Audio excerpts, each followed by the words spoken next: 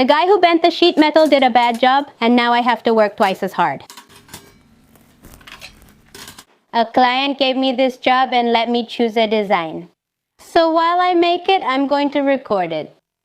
And I'm also going to show you how to fix a problem caused by the poor work of the guy who bent the sheet metal. My client has a big wall and wants an entrance door. Here we have the client's wall drawn, and here is where they want the entrance door. The problem is that the builders left a space of 1.35 meters. I'm going to keep recording. 1,350. And here as well. 1 meter 35. A wide door would look really ugly. Like I just said, if I make the door this size, it would look really ugly, way too wide. So I came up with the idea to make a door with a fixed panel,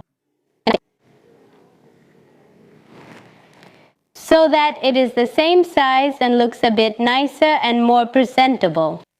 The only thing the client asked me for was that it be a solid door. Which, to me, because a door with plain sheet metal doesn't look good at all. I wouldn't like it. It wouldn't look right for the front of a house.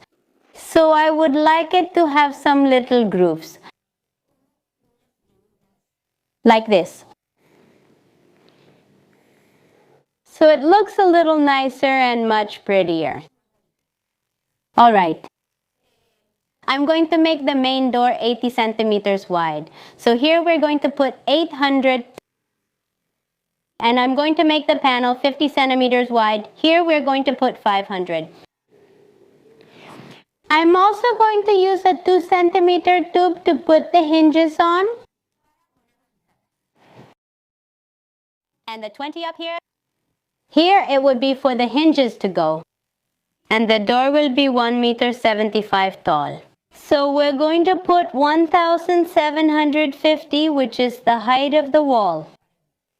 Okay, to make the door, I'm going to use 40 by 40 square tubing.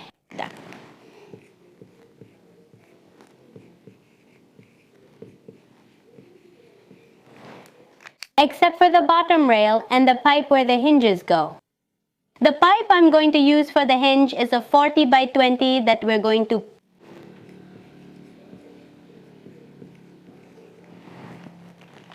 Then the sheet metal is 16 gauge. It's so that when there's a lot of wind, it doesn't move or anything like that, and that's it.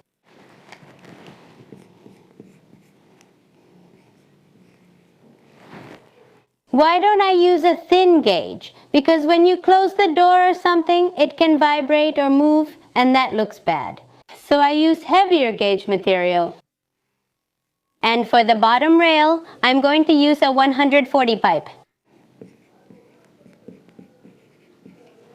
Because I like the bottom rail to be the largest pipe compared to the others. That way it looks much nicer and more aesthetic. Well, when we need to do a job like this, if we have to send it to a sheet metal bender, we have to draw something like this. It should have the height and the spacing of each bump, so that the sheet metal bender can do the job. Well, since the guy who does my bending went on vacation, so I asked someone else to do it. So this sheet metal bender sent it to me like this, in parts.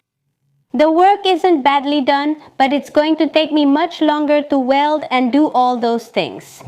And another thing is that when fitting them together, not all of them are the same size. So, well, now I'm going to start welding, and I'm going to start showing you. The first thing I did was cut all the tubes to size and at 45 degrees and polished them. Here I'm using this rusted 1 centimeter pipe. It's to set the height of the sheet metal. This way it won't be flush with the door frame. Why am I assembling it this way instead of building the frame first, then adding the sheet metal? That's because if we make the frame and it ends up a little out of square or with different measurements, when we put on the sheet metal, it won't fit. As I mentioned before, the sheet metal panels are made separately and they can have a millimeter of difference. So, the best thing in this case is to assemble the sheet metal together with the frame. I'm going to clamp the first sheet metal panel with clamps because it shouldn't move at all since it's the most important one. It's the one that's going to guide me with the other panels.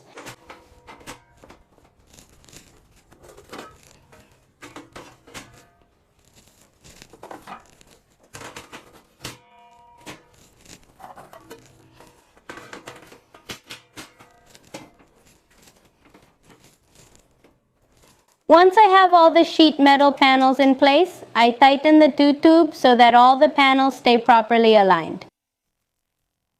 With these kinds of jobs, which are very delicate and need to look good, you have to be very careful even with the tack welds. That's why here I'm marking where I'm going to make each tack weld, so that they all turn out the same and I get a good appearance.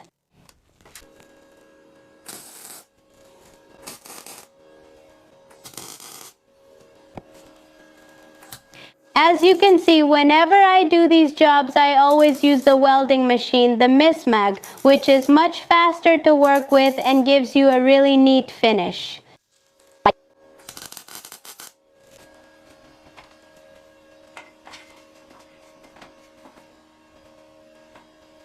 Once all the sheets are tacked, I can start tacking the frame.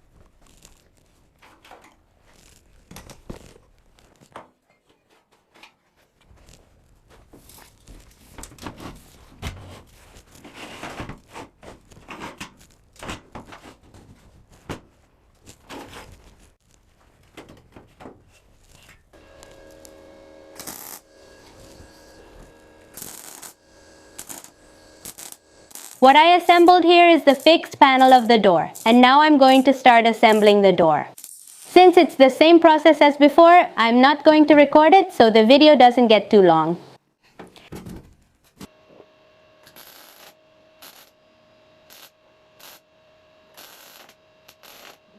I've already tacked the whole door and now I'm going to start welding continuously.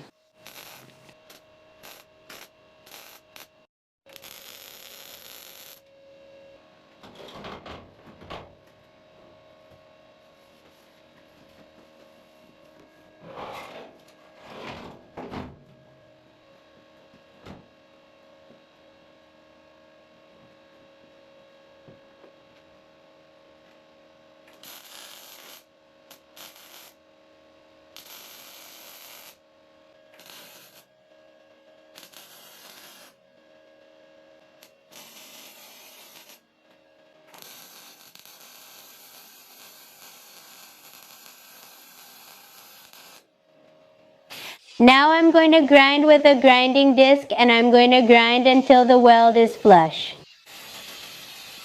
Okay, now I'm going to switch and use a 60 or 80 grit flap disc, and for the finish I'm going to use a 200 or 220 grit flap disc.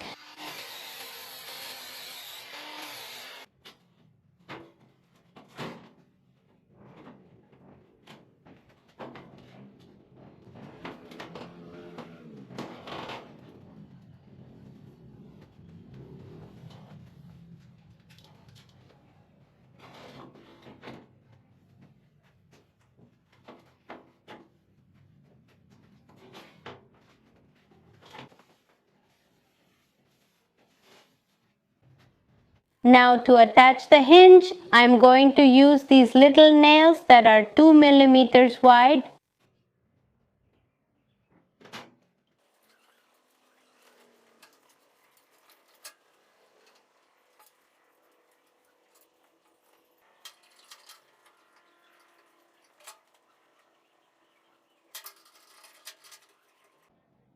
To attach the hinge at the top, you need to leave 20 centimeters and then we can place the hinge. And to attach the hinge at the bottom, you need to leave 20 centimeters from the bottom. Then you need to divide the space between the two hinges so you can place the middle hinge. When the door is heavy, like in this case, you need to move the middle hinge up by 8 or 9 centimeters.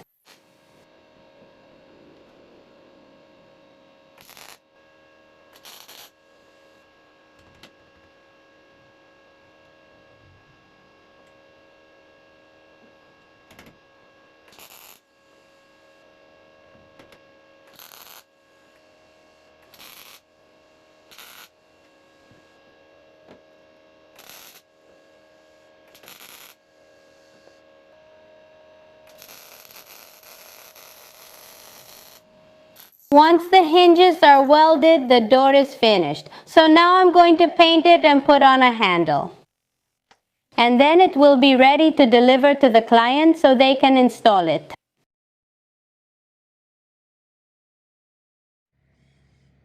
And this is how the door with a fixed panel looks once it's installed and in place. When the client and his wife saw the door, they were delighted. They really loved the design. And if you liked it too and you enjoyed this video, don't forget to follow me. It would help me a lot.